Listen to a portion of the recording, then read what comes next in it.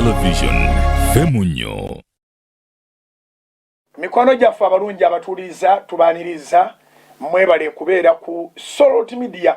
Mbadde nyino omuntu genjogera nayo olwaleero naga nti enjawulo eri ku Salt Media abawuliriza baayo aba Salt FM n'abalabi aba Salt TV bali loyo. Abantu abo tibeenyeenya bwe babeera ku mukutu gwabwe tibaagala n'abagambako. Nolwekyo njagala kubebaza olwekyo kubanga oyo si asoose okukiŋŋamba nzize nga nkiwulira mu bantu bangi ate nga nange nkimanyi. Mwebale kwekuumira ku Salt FM, mwebale kwekuumira ku Salt Television, mwebale kwekuumira ku Salt Media app abali emitala w'amayanja. Mwebale twabadde twogera n'omuntu omu mwenna mwamulabe yabadde ku program eya omusunsuzi ebeerawo ku ssaawa 5 paka ssaawa 6 buli lunaku lwa wiiki Monday to Friday. Frederick Lugonvu yabadde agirimu gwe yabadde ayogera naye ali Canada kubanga Salt erina obusobozi obwo buleeta omuntu munsi yonna waali n'ayogera nga takankana namu nga twaliwo kitawaanya. Era mulaba omusasi waffe Sebunga Tom ali UK nga abeera akola reporting ye nga teri mu kontu konna katawaanya. So ono we Canada yawadde obujulizi nti okuyita mu njiri ya Salt Media n'okuyita mu programs nga zino emisingi yeekulaakulanyiza nnyo e Canada gyali ate ne mu Uganda mwasibuka. Nolwekyo tubeebaza abatuwa obudde tuddamu okweyama nti tugenda kufubanga bwe tusobola okulabika nga obudde bwammwe tubuwa omuwendo, obudde bwammwe tubuwe value. Mwebale kubanga mutuwuliriza era mulaba amawulire ge tuleeta bagayita mu kyusansi. Amawulire ga Salt TV ku ssaawa 3 paka ssaawa 4 tewali omukutu gugavuganya. Ate era ne programming yonna eya TV na FM byonna bikwatagana n'omuntu wa bulijjo n'obulamu bwe tuyitamu ate nga betwogera ne ku bulamu bwe tukolerera. Bw'oba toplaningidde bulamu bwe tukolerera nga tolowooza ku bulamu butaggwaawo, nga tolowooza ku bulamu oluvannyuma lwa buno, obeera okoze loosi y'amaanyi nnyo. Nolwekyo mwenna tubagamba nti muplaningira obulamu oluvannyuma lw'obulamu buno, naye ate ne buno bw'oba oplaningira buli buno nabwo bulowoozeeko nnyo kubanga tomanyi bwe bukoma. Twakikaanyaako mu programu ey'emisingi nti obulamu buno si bumpi wangi. Twakkaanya nti enjogera oba eŋŋombo egamba nti life is short, obulamu bumpi. Abaayogera tibaamala kwekkaanya kubanga ne bw'oba onoofiira myezi 3 obulamu busobola okubeera obuwanvu ennyo okuyita mu mwezi ogusooka, ogwokubiri, ogenda otuuka mu gwokusatu ng'okkiriza nti obulamu buwanvu naye nga buwanvuyidde myezi 3 gyokka. Mukirabyeko mu lockdown, mukirabyeko mu biseera ebya karantiini nti otambuza wiiki etaliiko genda kukola, wiiki nga yafuuka myezi 8 oba yafuuka mwaka. Ekiro kimu nga tekikuviiriddemu bulungi kikufuukira ng'ebiro 10. Wiiki nga tekugendera ebeera nga mwaka. So obulamu si bumpi n'akatono. Tuteekeddwa okweteekerateekera obulamu nga tumanyi nti buwanvu. Ekimu ku bade bitusumbuwa kwe kuliira ssente zaffe mu ngeri ey'obutamala kulowooza nnyo ne twekanga nga ssente tuziridde nga tulowooza nti enkya tuwali bulamu. Life is short, tozitereka. Abazirinze bangi naye nze ndowooza nti kyekisingako okuzireka okusinga okuba nti ze zaakuleka. Kisingako okuzireka okusinga okuba nga zaakuleka, zaakuddukako, zaakufuumuukako nga Theolewo agamba nti enkya tojja kubaawo. It's better to live something than to live an empty life. Si kirungi okubeera nga weetaaga nga bye wandibadde nabyo ate byagendera mu bulamu buli. Nkomyawo ne programu yaffe emisingi. Mbalamusizza, mbaaniriza. Mukama yebazibwe, ffenna abakyasoomuka kyatulekerewo tumutendereze, oluvannyuma lw'omutendereza n'omusinza ate tulyoke tukwatagane n'ebirala byatutumye okukola. Bw'obanga oteekerateekera obulamu buno buteekereteekere ng'atagenda kuvaawo, bujja kukunyumira. Ate era bw'obanga weeteekerateekera obulamu buli obunaddirira oluvannyuma lwa buno obulamu butaggwaawo mu maaso ga Katonda, buteekereteekere ng'agenda mu katikitiki akaddako. Ebintu ebyo bikulu bibalansinge. Ng'oteekerateekera obulamu buno teeka nga atalina gy'olivaawo kulaga. Ate bw'oba weetegekera buli Mukama waffe Yesu bw'atuteekerateekeramu ebifo, beera nga agenda buli katikitiki, tambula ng'oli clean, nga wonna waagambira nti enkomerero yo etuuse, ogenda bulungi. Naye ate bw'aba akuwadde omukisa n'oba ng'ojja kubeera wano emyaka 8, emyaka 10, oba n'okusukkawo, oleme kubeera mu bulamu obuzibu. Teekateeka nga atagenda, ate teekateeka ku sayidi y'ebyomwoyo ng'agenderawo. Kati twogera ku bulamu buno, naye ng'ate twogera ne ku bulamu obuddako. Twogera ku dangerous persons, twogera ku dangerous personalities. Mwebala abajjayo ebitabo ne mukola point nga mukola essomo okuva mu ssomo lino erya dangerous persons. Nabagamba tujja bawa ebika ebisukka mu 10 eby'ebikula by'abantu abazibu. Kati tuli ku kikula ky'abantu abazibu, naye ng'abazibu abo obuzibu bwabwe si bwangu bwa kuzuula, kubanga basuusuuta, bawaanawaana, batiitiibya, basuddiya, bajubisa. Ebigambo byonna nga bwe mubimanyi, ebigambo byonna ebirabika nti oli akwereveetinga okuteeka ku ddala kw'otali, byonna tubirowoozeeko. Omuntu okujja n'akugamba nti eno ennyumba tekusaana, oli w'amaanyi nnyo, oli w'akabi nnyo, lwaki ye tomanyi ky'oli? Gwe singa obadde omanyi n'ekyoli, ojja kuswala nga bakusanze mu nnyumba eno, n'akujja mu nnyumba gy'osobola okusasula, n'akutwala mu nnyumba gy'otasobola kusasula, n'okitegeera ng'obuzibu buzze. Ne bw'ataberawo obuzibu buzze, nga kati bwe tuli nti ffenna tutoba ne rent, naye nga n'embeera etambula bulungi, naye nga buli kookwata kagenda mu kusasula nnyumba, kagenda mu status, abasuddiyi, abawuzi b'omunyama, abasuutasuuta, abawaanawaana, status gye baakuteekamu nga si gy'oli. So nga abooluganda akwata empola atuuka wala. Omuswayiri yagamba nti pole pole ndiyo mwendo. Genda mpola, bugu bugu si muliro. Status gye bagamba n'owulira ng'ekunyumidde, osobola ogituukako ekyali mu maaso. Step by step ojja kusobola okumalako olugendo. So twogera ku bantu bano abali very dangerous. Twayogera mu bikola by'abatume sura ya 16, bikola by'abatume, the book of Acts chapter 16 verse 16. Nayagala nnyo tutandikire awo kubanga tosobola kwerabira 16:16. Acts 16:16. Kale tusome. Ndowooza mujja ebitabo byammwe ebya notisi ate ne Bayibuli mugitadde awo. Bikola by'abatume 16 olunyiriro 16. Awo lwatuuka bwe twali tugenda wali awaasabirwanga, omuwala yaliko dayimooni alagula, n'atusanga, eyafuniranga bakama be ebintu ebingi olw'okulagula. Ekyo nakyo kiriko ekyokuyiga. Ky'oba olabanga Mukama waffe Yesu yasomesa nti obulamu bw'omuntu tebuba mu bintu ebingi by'aba nabyo. Ebintu ebingi bisobola okujja olw'okukola mu mirembe wangi, ate ebintu ebingi bisobola okujja olw'amakubo amakyamu. Ndowooza katwekoneyooko katono ne bazza Mukama nti tuli naye mu puroguramu eno ate mu maanyi amangi. Luka essula ya 12. Luka essula ya 12. Luke chapter 12. Egamba bweti. Luke chapter 12 verse 15. Luke chapter 12 verse 15. Luka 12 olunyiriro 15. Yesu n'abagamba bwati.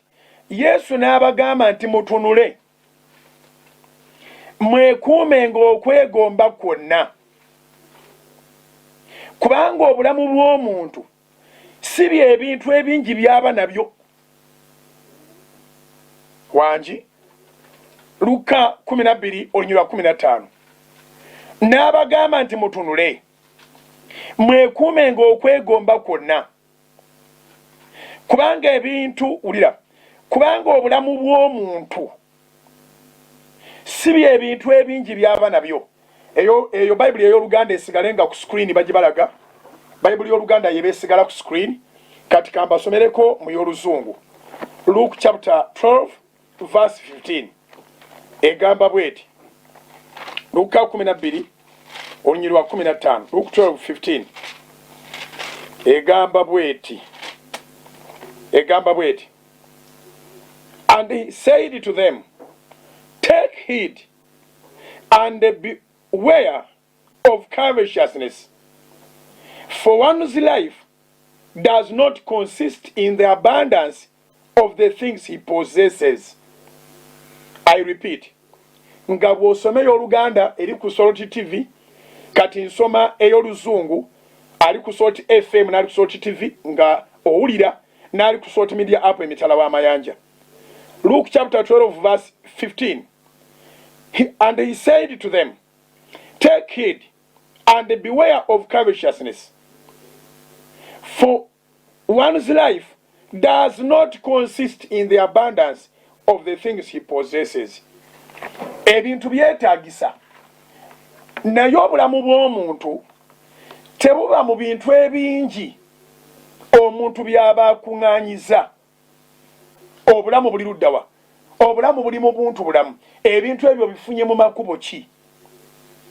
Obulamu buli mu kuba nti olina omutima omuyonjo, buli mu kutya Katonda, nga buli kyokola kirimu okutya Katonda. Kati tudde wali mu kitabo kya bikolwa by'abatume essuula ey'16 olunyiriri olw'16. Awo olwatuuka bwe twali tugenda wali awaasabirwanga, omuwala yaliko dayimooni alagula n'atusanga eyafuniranga bakama be ebintu ebingi olw'okulagula.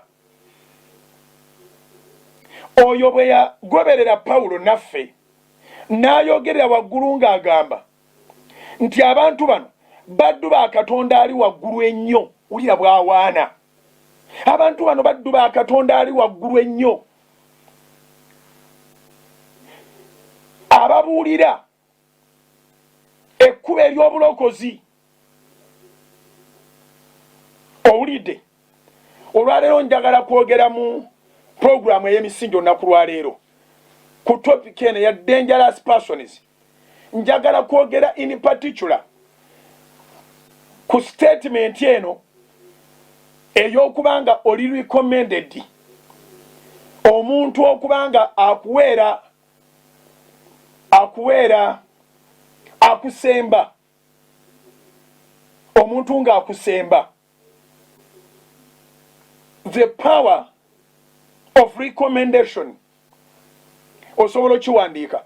The power of recommendation. Ekigambo power tekiina monopole ya kubeera positive. Nziramu.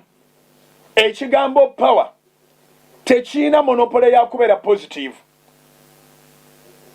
Kisobola okubeera power in a negative way.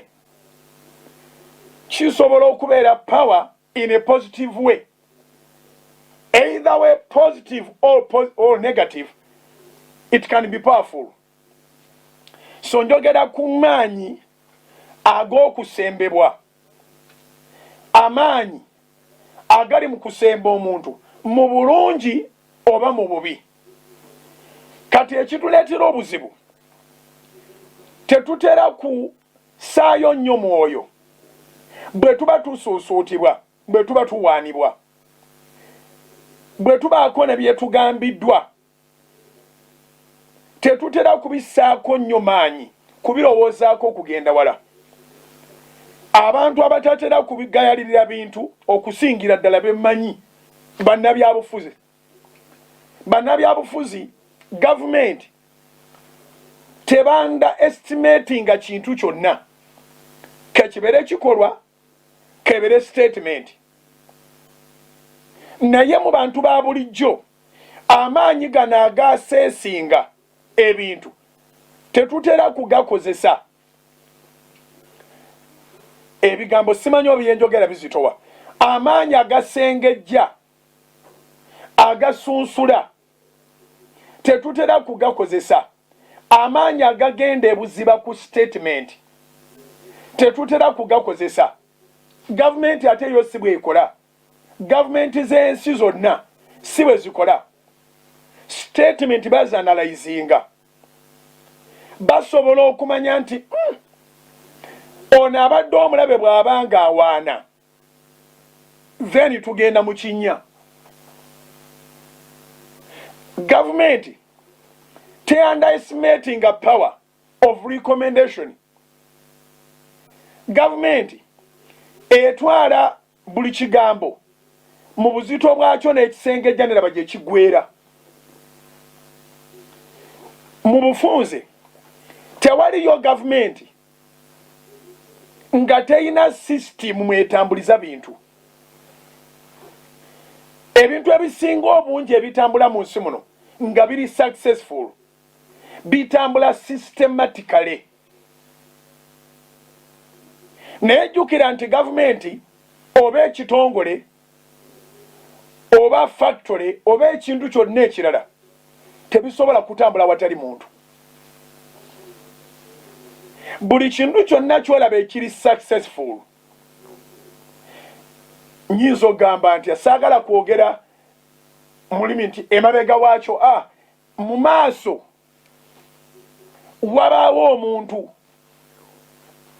kati oli waddembe okuleeta saidi zonna n'oga nti mu maaso mu mbiriizi oba emabega waliyo omuntu.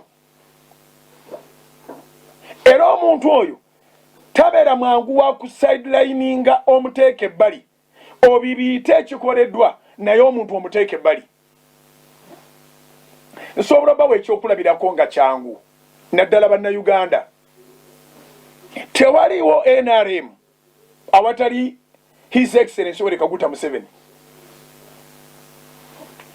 NRM is His Excellency Yoweri Kaguta Museveni.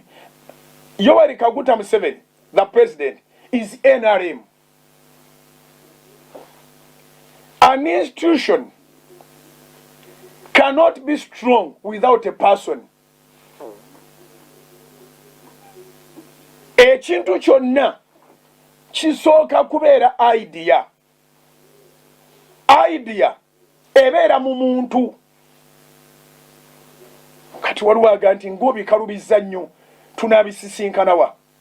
Kyenjala okugamba nti obanga ekibiina ky'ebyobufuzi kiva mu muntu, ekampuni eva mu muntu, ekkolero liva mu muntu, kitegeeza nti muntu gwe oli powerful.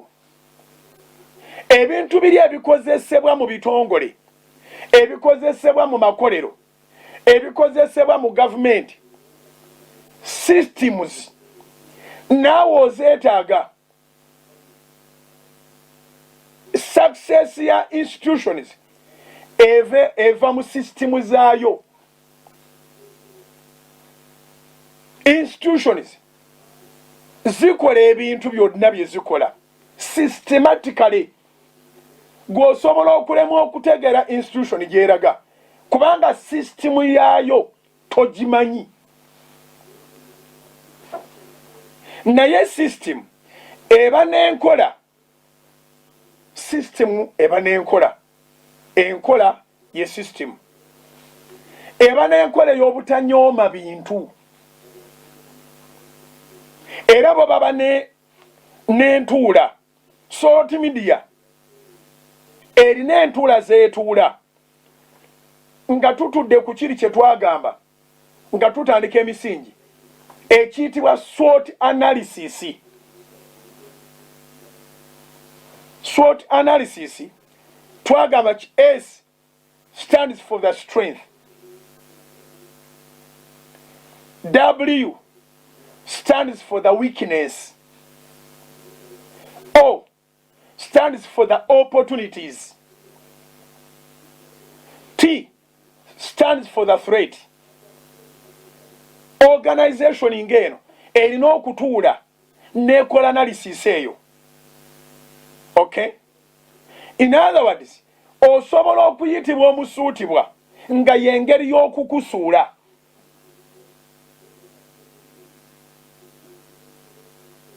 The power of recommendation should not be underestimated. Era nawe bw'oba onoonya abanaakusemba, onoonya abalina credibility, bw'oba onoonya omusembi, bw'oba onoonya anaakuteera omukono ku application zo, bw'oba onoonya anaakuteera omukono ku bintu by'ogenda okufunako tenda, oteekayo omuntu ng'alina integrity, ng'alina amazima n'obwesimbu. Tomala gawandiikako abantu bonna abakumanyi, oteekako abakumanyi naye nga bansonga. Okay? N'olwekyo toyagala kusembebwa buli muntu, kubanga waliwo omuntu gwe basanga ku mpapula zo naaba nga yakummisiza kye weetaaga wadde okolifayinga. Kati omuwala ono omusamize, omuwala ono aliko dayimooni, omuwala ono aliko omuzimu ogulagula bakama be ne bafuna ssente. Bw'abanga yakuwaana mu kitundu nti oleese enjiri, enjiri ey'amaanyi ey'obwakabaka bwa Katonda, era bakuwulirize kubanga oyogera ebigambo eby'ekkubo, olina okutuula n'okola analysis, olina okutuula n'ofumiitiriza. Sometimes a war is better than comfort. A war is better than sitting in a comfort seat or a comfort zone. Because after the war, you can get your freedom. But with your comfort seat and your comfort zone, you are going nowhere. Ebiseera ebisinga, olutalo lusinga okutuula mu mirembe emijingirire. Noonya engeri gye nzivunamu ekigambo comfort zone. Olutalo okulwana kusinga emirembe emipangepange, kubanga emirembe emipangepange tegina gye gikulaza. Naye olutalo olw'ensonga luleeta emirembe egya nnamaddala. Okitegedde? Bw'oba tonakitegera tofaayo, tugende mpola mpola. Oyinza okulowooza nti Pawulo kakkirize abeere mu kifo kino, ono omuwala omusamize amuwaanebwane, kijja muyamba okubulira enjiri nga tana na ntalo, n'abandi badde bamulwanyisa abasamize, ate oba nabo baakoonyeemu. Naye Pawulo atuula n'abala nti kati singa omusamize ono agenda maaso n'okuba nti ya pawalinga, yakola recommendation ye egenda kubanga eyonoona bwonoonyi mulimu gw'enkola. Waakiri nsooke nwanaganye naye wadde tayogedde bibi, naye waliyo ebirungi nga bibi.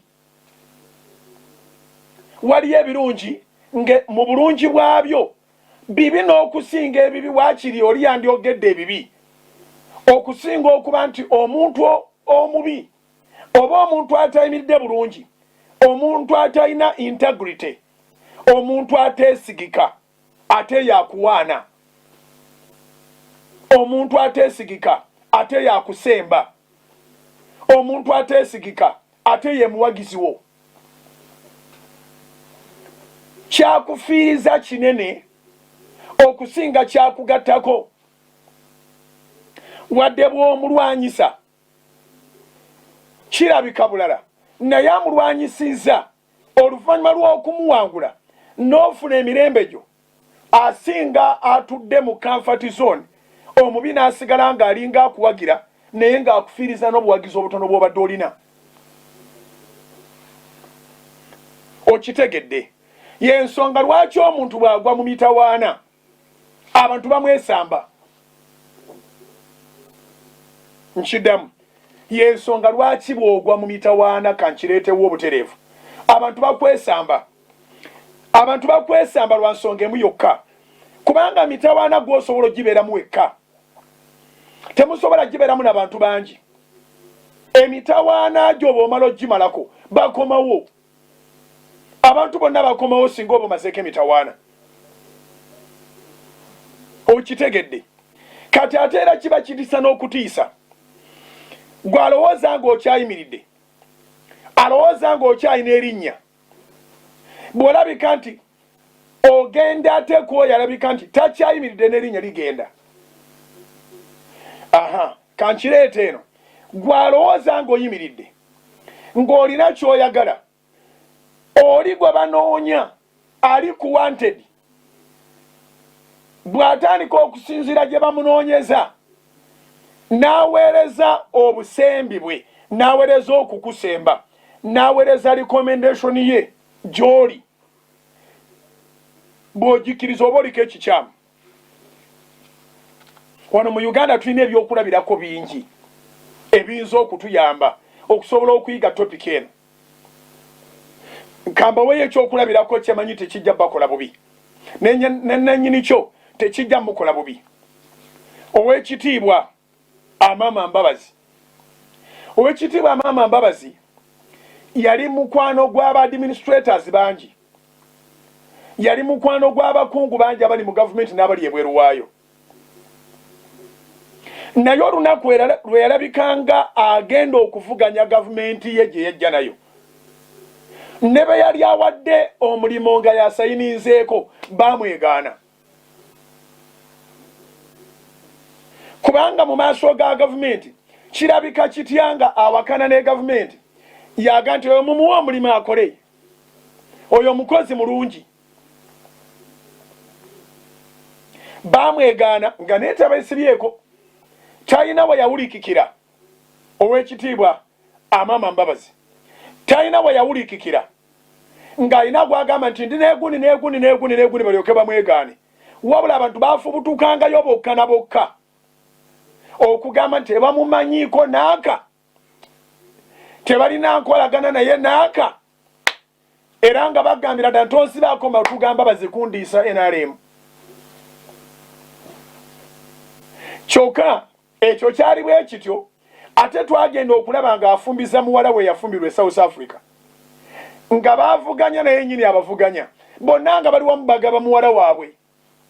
Kyova olina okwegendereza obutayingiranga mu ntalo ezitakukwatako, wabula ate tolekereranga ntalo zo kubanga ezizo tewali agenda zikulwanira.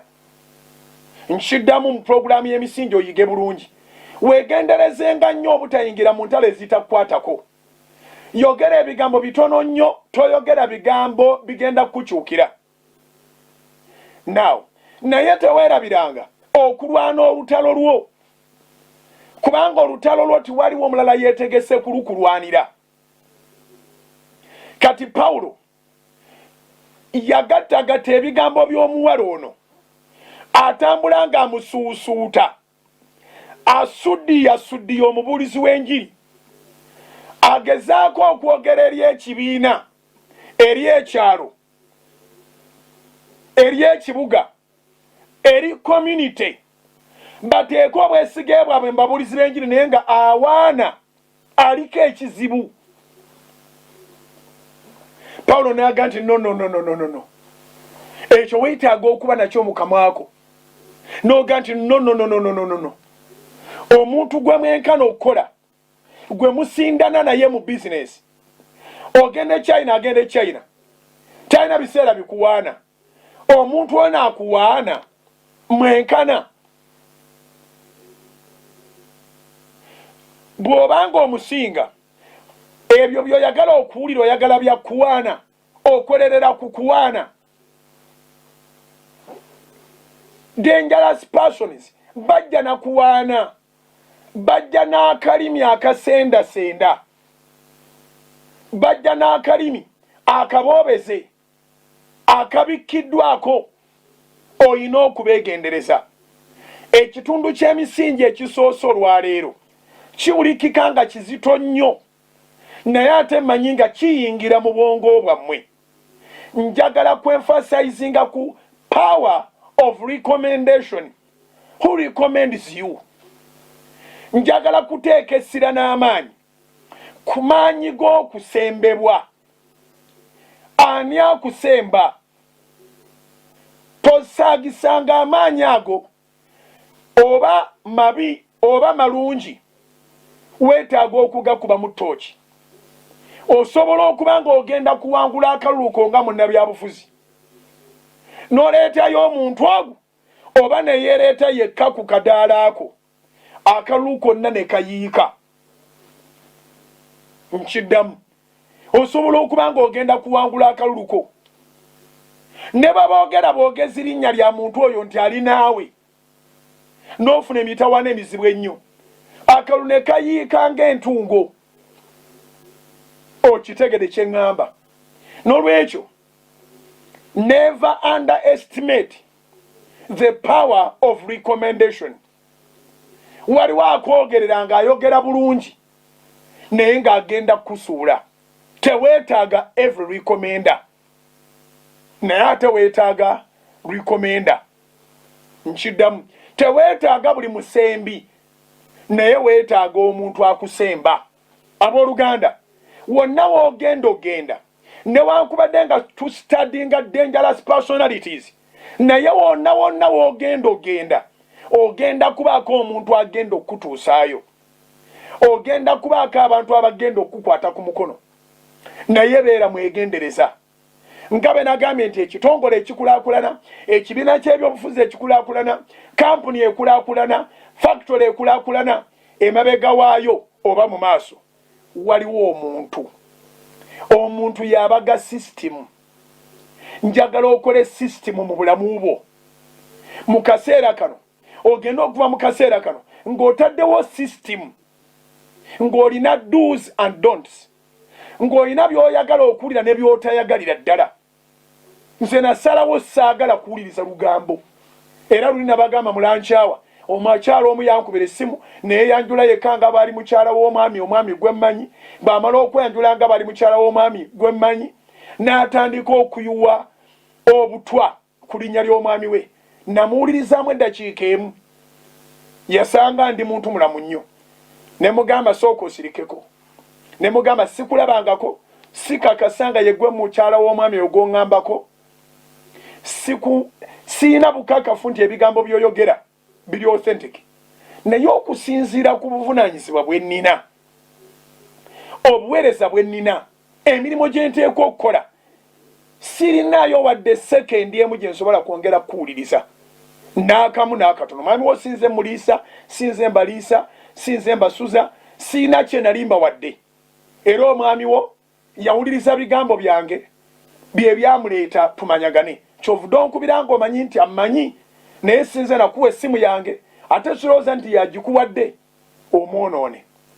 Nkwegayiridde, mpuliriza, toddangamu okuba ku ssimu eno okuggyako ng'olina ekyamagezi ekyokwogera etwi ne mujjako. That is my system, that is my policy. Kola system, kola policy, okole ebintu ng'okola kubanga oteekwa obbikola, si lwakubanga okola kye bayita kabampaane. Tokoleranga kabampaane. Kola ng'otunuulidde Katonda, kola ng'otunuulidde ensi yo ng'ogikolerera, kola ng'otunuulidde obulamu bwo obwakaakati n'obw'omu maaso. Towulirizanga abantu bava eri nga bajubisa, towulirizanga abantu bava eri nga boogera. Waliwo by'owulira nga biringa ebiri positive naye nga biri as dangerous as negative. Never underestimate the power of recommendation. Tosanga wansi amaanyi agali mu kusembebwa. Akusemba omulowoozangako nnyo. Ne bw'oba ogenda kusaba mulimu, bw'olabanga ng'obuliddwa owa sensi, obuliddwa ow'amakulu, obuliddwa omwesimbu, obuliddwa alina integrity gw'osobola okussa ku mpapula zo nga y'anaakulikomendinga, twalanga empapula zo ng'owandiise by'oli bye-weekakasa, bazisome balabe nga twolikomenda, bakuyite oba nnyonnyole, bakuwe on merit. katugende tuumulemuuko katono nnyo tukomawo naye ng'otegedde era weeyongera okutegeera ate otegeeza atategedde tova ku Salt Media. Soul Television. Soul Television. Femunyo. Mukulikeyo mbulango obwo butabadde bungi nnyo mwebale kusigala ku Salt FM, mwebale kusigala ku Salt Television, mwebale mwenna abali emitala w'amayanja ku YouTube ate ne ku Salt Media app n'abali ku Facebook ya Salt. Nziramu okubategeeza mu katundu kano katono nnyo munzikirize nkole announcement eno newankubadde nga abamu mubadde mukimanyi sibeerangako na Facebook ate okusinziira ku mirimu gyenkola sisuubira kubeera nayo. Naye kampuni erina era yensonga lwaki abamu mufunira ku Facebook ya Salt. Naye nze nga bugingo sibeerangako na Facebook era sirina. Nolwekyo abantu abo ba dangerous character and dangerous persons abali eyo ba impositors abaggulawo Facebook mu mannya g'abantu ababa balina kye beekoledde, nze ku lwange enganze nkuwa olukusa era nkukkiriza okuba nti odisciplining omuntu oyo omutegeeze nti mubbi era bw'oba osobola okumutuukako mutegeeze akulozinge Facebook sitani gye yamuwa okuggulawo okugezaako okudisorganizinga. Good enough abo bonna tuboogerako nga tuli mu season eno eya study eya dangerous persons. Wetugaliddewo ekitundu ekisooka okugenda mubulango nga twogera ku kigambo kino ekya power of recommendation. Power of recommendation. Omuntu ono akwogerako ayinza okuweesa obubonero, ayinza okusuza obubonero, naye ebiseera ebisinga ababi wangi, ababi bangi okusinga abalungi. Ababi bangi okusinga abantu abalungi. Beera ne system mu ngeriyo esobola okusengejja omuntu yatandise okuwaanawaana amagezi, omuntu yatandise okuwaanawaana obukozi, omuntu yatandise okuwaanawaana obulungi beauty, omuntu yatandise okuwaanawaana success yo, omusengejje. Bonna si babi, bonna si babi, naye ababi bangi okusinga abalungi. Setaani yaleeta omwoyo gw'obutayagaliza, abatayagaliza naye nga tebalina kyakkola okujjako okugetinga close to you nga bazze nakuwaanawaana kubanga basuubira nti amatuugo gaagala nnyo okuwaana. Abantu bangi abalina amatu aganyumirwa ebyokubawaana, mu ngeri eyo bamaliriza nga bafeeyirinze mu bulamu kubanga abaabawaananga baabaguzisanga omwenge ne baddugaza emmeeza. Ebigambo ebyo ebiwaanawaana bizze byapuguledi nga bwapugulediinzi. Edde nnyo nga nze nkyali Masaka mu kyalo eyo waalingayo ababazizza emmwanyi zaabwe, abatunza amatooke gaabwe nga babayita b'amanooti, the notes, manooti. Ebigambo ebiwaanawaana bizze bisukka, bizze byapugredinga. Kati b'amanooti nga bagula omwenge okugumalawo mu ssente ezivudde mu mwanyi ne babeera n'abaana ng'abaana bambala empale za lubajjoolu. Omwana anoonya waayiisa omutwe mu sweta nga bagikuwadde ojambale, kibonerezo kyennyini toyina bw'ojambala. Naye nga kitaawe mufunyi, naye nga ssente bw'azifuna ayinayo abamuyita omugagga, ayinayo abamuyita manooti, ayinayo abamuyita omugezi waabwe, ayinayo abawaanawaana. Kati ennaku zino mu kibuga tulina ekigambo dooni, badooni b'ekibuga, n'okola ssente mu bugubi obuyitirivu ne bagamba dooni waffe yazze. ne weekanganga emyaka gy'obadde okoze ogifiiriddwa mu kaseera katono, amaanyi gakukendeddeko gakuweddemu, ate nga mu maaso wongera kufunda. Emikisa gyo ne gikendeera olw'abawaanawaana. Abawaanawaana bayinza okuyigiriza okugulanga omwenge okugumala mu kirabo nga mugenda ku kirabo ku kirabo. Abawaanawaana basobola okuyigiriza okuwasa abakazi abalala. Nyina emikwano gyange Abasiraamu era ku Soroti tebavaako. Ne bwe tusisinkana asobola okumbulira puroguramu 10 ng'azidda mabega. Nga buli emu alina kyanootingamu n'omanya nti puroguramu yali ya lunaku gundi. Naye abantu ne batandika omuwaana. Kati bwafunye amaanyi. Kati bwali mu basajja abatasaana kusigaza mukazi omu. Omuntu n'akuwa amagezi. Kizibu nnyo okusanga alina abakazi 4 ng'ali mu kuwa amagezi nti va ku mukazi omu yongerako owookubiri. Yamanya experience y'abakazi abo 4. Naye osobola okuwagibwa atalinayo n'ogu. N'akugamba kati Katonda akuwadde omukisa. Otuuse w'oyongererako ku bakazi.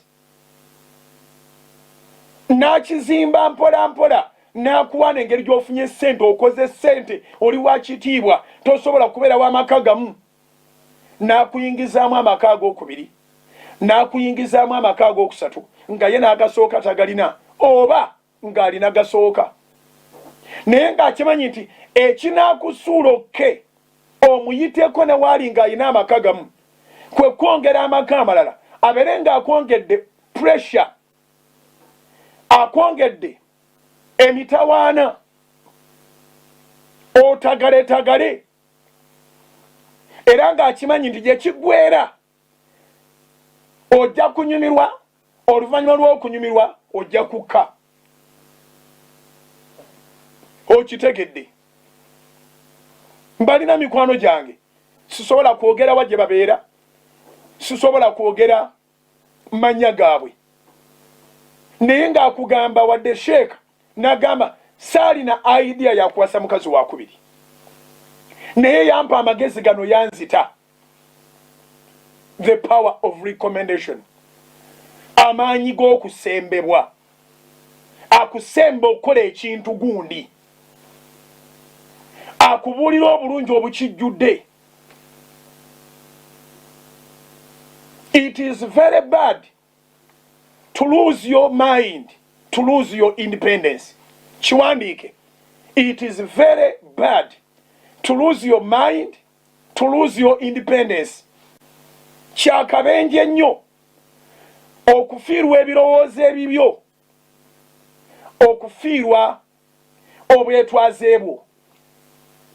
Kyakabi nnyo okubanga waliwo kati akutegeerera, oba waliwo gurupu y'abakutegeerera. Nkyogere nga bwe bakyogera, waliwo abakubaliramu,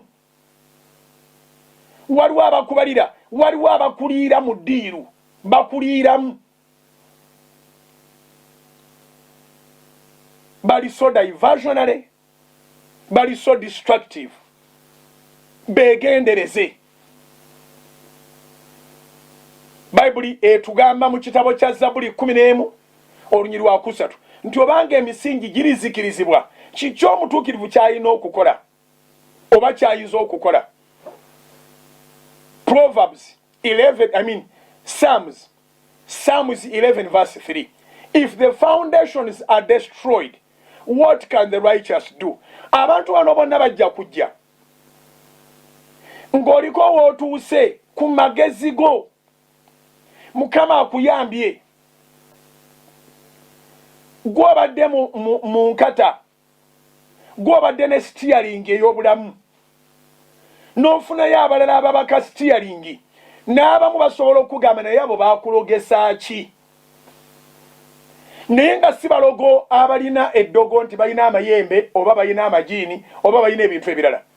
Baloga n'akalimi kaabwe. Abooluganda, Bayibuli eyogera ku lulimi. Olulimi ke kantu akatini ennyo akasobola okukoleza oluyiira. bayibuli bwegamba. Ate olulimi ke kantu akatono ennyo akasobola okuleeta emirembe. Nolwekyo tukigaziye, olulimi era ke kantu akatono ennyo akasobola okuleeta obwavu. Olulimi era ke kantu akatono ennyo akasobola okuleeta obugagga. Olulimi ke kantu akatono ennyo akasobola okuleeta okufa. Era olulimi ke kantu akatono ennyo akasobola okuleeta obulamu. Engero 18:21 yagamba bw'ati. Proverbs chapter 18 verse 21 egamba bw'eti nti obuyinza obw'obulamu n'okufa buba mu lulimi lwo. Obuyinza bw'okufa n'obulamu buli mu lulimi lwo, buli ku nkolo ya lulimi lwo. Okay? Era abalwagala balirya ebibala byalwo. Olulimi lubala ebibala. Ebibala kibeera n'essalire nti bibeera bibala birungi. Ebibala ebibi n'ebirungi byonna bibala. Mu St. Amani Enkoni gye nasomera twalinayo omuyembe ogutalekaayo okubala. Ng'omuyembe ogwo gulabika bulungi. Gufaanagana nga koona. Abamanyi ebika by'emiyembe. Omuyembe ogw'ekika kya koona. Omuyembe ogw'ekika kya koona guba gulabika bulungi. Naye nga owalirizibwa n'oga nti nedda sijja kasuka jjinja oba nkonyogo. Nja kwonoona omuyembe guno. Kaninye emboona eno njirye nga njinoze wali wenyini weeri n'olinnya waggulu. Gwe nga tewali akubuulidde, tewali akulabudde. N'onooga omuyembe ogusooka ne gukaawa. N'onooga omuyembe ogwokubiri ne gukaawa. N'onoonya emboona endala n'ekaawa. Lwaki emboona ziri zaabeerangako? Kubanga omuyembe abagumanyi tebaatawananga gugendako. Nga bwe gyabeerangako era bwe gito bwe gyabeeranga nga wojjira wonna osanga ebibala byagwo kwebiri. Omuyembe ogwo manyi baguyita. Omuyembe baguyita kalambo. Gufaanagana nga koona. Naye ekika kyagwo in particular baguyita kalambo. Simanyi oba ekyagwo baguyita batya, oba busoga oba embaale oba yonna yonna gy'osinziira oba ettoolo oba embalala. Naye e Masaka baguyita kalambo. Gwakulanga koona. Kati omuntu asanga ovaayo ng'owandula nga tolina ky'osobodde kulyako nimaga nti oyo walinnye kalambo. Koona wuli eri koona owaddala baba bagitwala buli kaseera kizibu okulengera nga gibembedde era nga gyengedde nga gino egiri ku kalambo. Amakulu gaaki ekinzigisizaayo ekyo nti ebibala si biba birungi byokka. Waliwo n'ebibala ebibi. Era nga bwe nagambye nti recommendation si nungi yokka. Waliwo ne recommendation embi. The power of recommendation is either positive or negative. So it's upon you to sit down and analyze and assess. Olabe omuntu ono yayingidde mu bulamu bwa waana. Awaana lwa mutima mulungi oba awaana lwa mutima mubi. Proverbs we said 18:21, the power of life and death lies on the tongue, and those who love it will eat its fruit. So waliwo akalimi akasobola okujja gy'oli nga kaleese kufa. Ne wabaawo akalimi akasobola okujja gy'oli nga kaleese bulamu. Ago ge magezi ge nkusabira. Katonda akuwa amagezi agasobola okusengejja. Katonda akuwa amagezi agasobola okwekenneenya. Katonda akuwa amagezi agasobola okulabuka. N'obuuka mangu mu kalimi akabi nga kakuwaanawaana. Abooluganda, programu eno nja gikola ng'eshootinga ng'ejjako wakati ng'ekkako wansi buli muntu asobola okutegeera. Wali okirowoozezaako nti abawala bonna abakaaba n'abaana, abazaddeyo akaana kamu, abazaddeyo obwana bubiri, abazaddeyo obwana busatu, bano be tulaga mu mawulire nga balina abaana abalungi naye ng'abaami babasuulawo, baatandika na kalimi kabawaanawaana. wali okirowoozezaako? Batandika na sweetheart, honey, darling, batandika n'ebigambo bwe bityo gye bigwera nga yali yeetaaga bibyo gwe yali takwetaaga. Okitegere kye ŋŋamba? Bangi emitawaana gyabwe gisibuse ku kuba waana. Bangi obwavu bwabwe busibuse ku kuba waana. Abakuwaana bakuwanika, bakuteerawo eddaala, n'omala okulinnya ensuwa ekulengerera. Kyova olaba embeera embi enyiga nnyo, kubanga abantu baba bamaze okulaba. Era nkuweerera amagezi, bw'obanga owulidde ebigambo bino nga babaddeko bakuwanise, nga baalina we baali bakutadde, naye nga balabika bakugiddewo eddaala, baagala ogwe oswaluke, togezaako okusapootinga ddaala litaliiwo. Do not try to support the status that was fake. Kiriza oddeyo oteekwa okubeera byonna by'ofiiriddwa in the process. Abadde school fees, osasudde ez'okuyiga, ky'oyize okiyize, by'ofiiriddwa obifiiriddwa. Kati ddamu weewumbewumbe, ddamu weekuŋŋaanye, ddamu wezzeewo, oddemu otandike buto olugendo. Gwe babadde batandise okweyogerezaako nga n'olweggulo oyagala oyitireyo okubanga bakuwaana, nga bu messages obufuna kubanga bukuwaana, obwo bwe bukuweweeza. Weegendereze bu messages obwo gye buva. Tuzeeyo mu Bikola by'Abatume 16. The book of Acts, chapter 16, verse 16 to 18. Ndowooza kati kanzisome nzimaleyo. Awo lwatuuka bwe twali tugenda wali awaasabirwanga, omuwala yaliko dayimooni alagula, n'atusanga eyafuniranga bakama be ebintu ebingi olw'okulagula. Oyo bwe yagoberera Pawulo naffe, n'ayogerera waggulu ng'agamba nti, bano baddu ba Katonda ali waggulu ennyo, ababuulira ekigambo, ababuulira ekkubo rather, ababuulira ekkubo ery'obulokozi. N'akolanga bw'atyo ennaku nnyingi. Naye Pawulo bwe yanakuwala ennyo, n'akyuka n'agamba dayimoni nti, nkulagira mu linnya lya Yesu Kristo, muveeko.